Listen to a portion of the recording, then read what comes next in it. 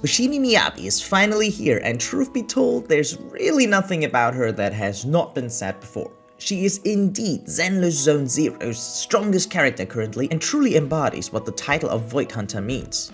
Therefore, this guide will simply try to summarize the most basic mechanics of this Swordmaster's kit. Here we go. Let's talk about the Frost element first. Basically, you can treat Miyabi like any ice character. Anything considered ice will still apply to her. The drive disc buff, Sokaku's ice damage buff, Lighter's ice damage buff, pairing her up with, for instance, Lycan to trigger his passive ability. Everything works normally. She freezes enemies, shatters them, gains extra crit damage from after an enemy got frozen, all the same. So what's the difference? To oversimplify, it's the Miyabi element. Okay, hear me out. She can accumulate frost like any other element. However, the point is, even if you accumulate normal ice anomaly with, for example, Sokaku, you can still accumulate Miyabi's frost element on top, allowing you to trigger a disorder, even in a technically mono ice team. Small refresher, disorders happen when you accumulate one anomaly and then another before the first one runs out. This will be important later. First, let's take a look at Miyabi's attacks. Her basic combo consists of 5 swift attacks. First 2 physical, latter 3 frost. Note that her last attack lets her block 1 instance of damage. Sometimes it feels like her 4th attack makes her invulnerable too, but it's not really stated, it just feels like that. Anyway, that's already it. It's really easy and fun to just spam her attacks as they have a huge range, feel very fluid while performing, and they build up tons of anomaly quickly as well. Even faster in doing so is her EX skill, consisting of 2 parts. 1/3 of her energy allows for swift strike, and 2/3 enables a follow-up attack.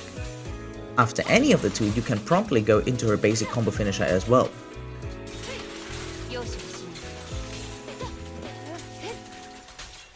When Miyabi is really motivated, she can unleash her enhanced basic attack. Simply hold down the basic attack button to become the storm that is approaching. Doing so will consume all her all her stacks.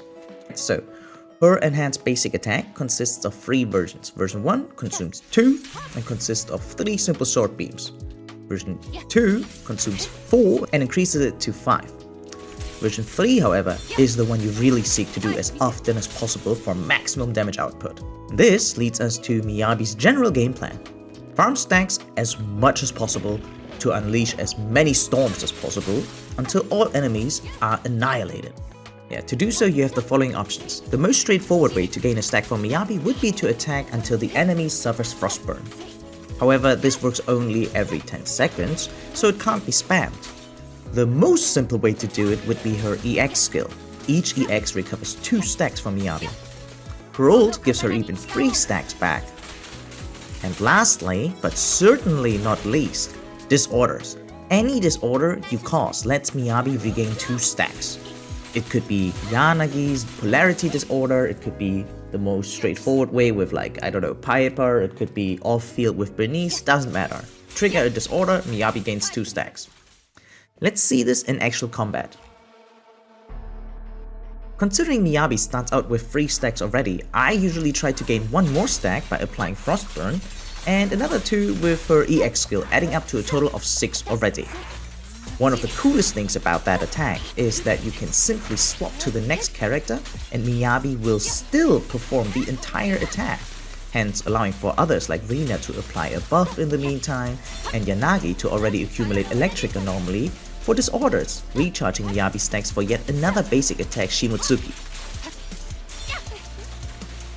This attack is so strong that it can deny enemies from moving completely. With proper rotations between freezing and storming enemies, you can essentially stun lock them for extended periods of time. Just needs a little bit of practice.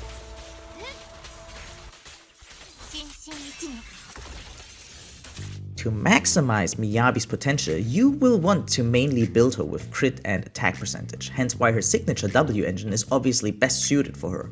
Other than that, most anomaly engines seem rather ill-suited for her. The most free-to-play friendly option would be the craftable Rainforest Gourmet engine. However, even without a proper Anomaly engine, fret not, as even non-Anomaly engines can be well working for her too.